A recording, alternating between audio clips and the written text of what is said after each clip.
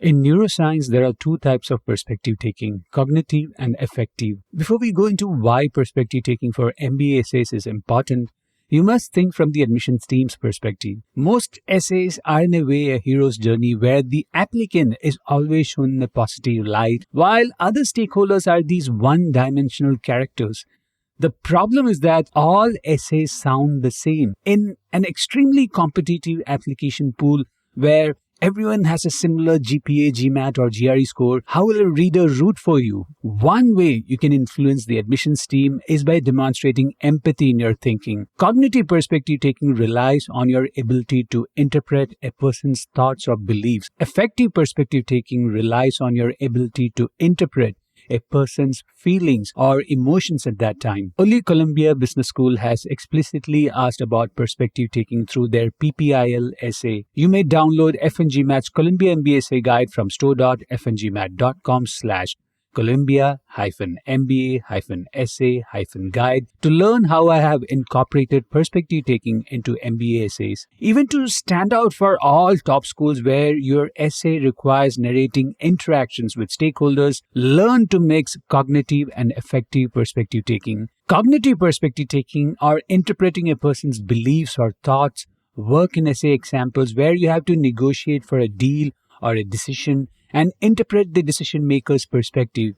The least effective essays are where only the applicant's thinking is shown in a positive light. I edited an essay of a VC client who had an interesting evaluation model and a suggestion to invest in a region that was considered saturated. The stakeholder, in this case a partner, opposed the idea. For us, the entire narrative was about changing his perspective. We didn't demean his character, thinking, or perspective. Instead of that, we built a case around the stakeholder's perspective by sharing with the reader how the person began to have this opinion not to invest in the region. One obvious reason was a previous failure. Again, the low-hanging fruit was to attribute risk aversion as the cause. But we dug deep and found an evaluation model that confirmed his position. So then it became all about how the applicant found a data set that revealed a new insight. By balancing the partner's skepticism and the client's unique data set, we established a narrative with sufficient W pattern to create an essay that took advantage of cognitive perspective taking,